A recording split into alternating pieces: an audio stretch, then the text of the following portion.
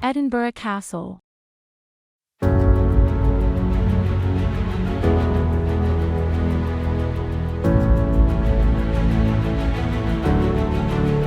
The igneous rock intrusion, now known as Castle Rock, was formed by volcanic activity millions of years ago.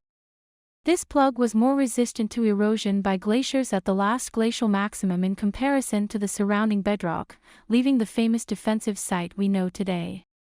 The protective castle walls dissolve into the exposed bedrock as if they are one entity. For the settlement of Edinburgh, there has always been a protective monument watching over the town, so the rock and defense have always gone hand in hand.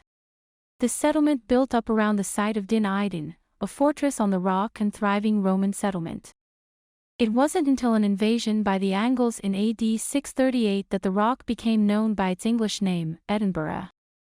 Edinburgh town grew out from the castle, with the first houses built on the area now called Lawnmarket and then down the slope of the rock, forming a single street, the Royal Mile. The street is so called because it was the route that royalty would take when traveling to the castle, and many did tread this path. It was the Lang siege that caused the downfall of this tower. The year-long battle was triggered when Catholic Mary Queen of Scots married James Hepburn, Earl of Bothwell, and a surge of rebellion against the Union rose up amongst the noblemen of Scotland. Mary was forced eventually to flee to England, but there were still loyal supporters who remained in Edinburgh, holding the castle for her and supporting her claim for the throne. One of the most notable was Sir William Kirkcaldy, governor of the castle. He held the castle for a year against the Lang siege, until David's Tower was destroyed, cutting off the one and only water supply to the castle. The inhabitants managed only a few days under these conditions before they were forced to surrender. The tower was replaced by the half-moon battery that exists today. But even this did not protect the castle walls from further bombardment in years to come. The Jacobite rebellions in the 18th century caused much unrest. Jacobitism was the political movement fighting to reinstate Stuart monarchs to their thrones in England, Scotland, and Ireland. In Edinburgh it was to return James VII of Scotland and II of England. The 1715 rebellion saw the Jacobites come dramatically close to claiming the castle in the same style that Robert the Bruce's men did over 400 years before, by scaling the north-facing cliffs. The 1745 rebellion saw the capture of Holyrood Palace, at the opposite end of the Royal Mile to the castle, but the castle remained unbroken. No visit to Edinburgh is complete without an excursion to this historic and awe-inspiring building that has shaped Edinburgh to be the capital city it is today. Museums. The first to capture the castle from the Scots was Edward I after a 3-day siege in 1296. But then, after the king's death in 1307, the English stronghold weakened and Sir Thomas Randolph, Earl of Moray, acting on behalf of Robert the Bruce, famously reclaimed it in 1314. His was a surprise attack under the cover of darkness, by only 30 men who scaled the North Cliffs.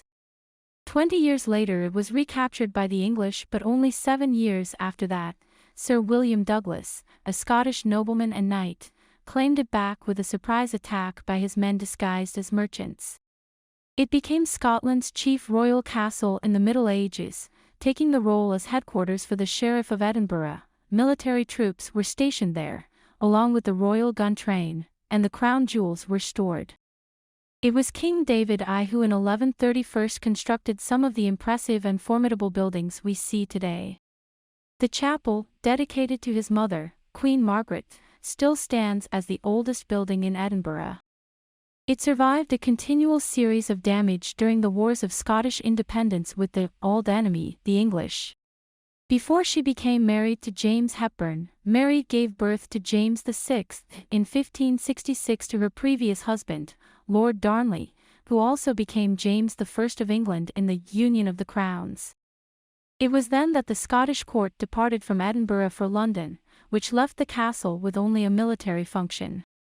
The final monarch to reside at the castle was Charles I in 1633 before his coronation as King of the Scots.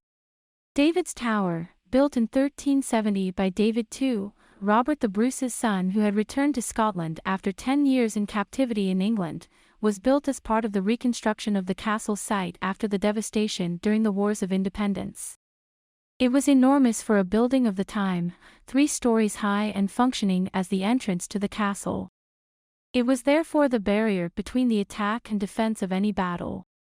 As previously mentioned, the Royal Mile is so called as it is the path of royalty traveling up to the castle. This is true, but some, however, were not approaching with amiable intentions. The walls have endured siege after siege at the hands of the English, and the leadership of the castle has changed hands almost innumerable times. For information concerning tours of historic Edinburgh, please follow this link. View our interactive map of museums in Britain for details of local galleries and museums. No such action has been seen at Edinburgh Castle since. The castle now serves as a military station and is home to the Scottish National War Memorial. It is also host to the famous Edinburgh military tattoo. It is home to the Crown Jewels, the Honours of Scotland, and also the Stone of Destiny since its return to Scotland from Westminster in 1996. Tours of historic Edinburgh.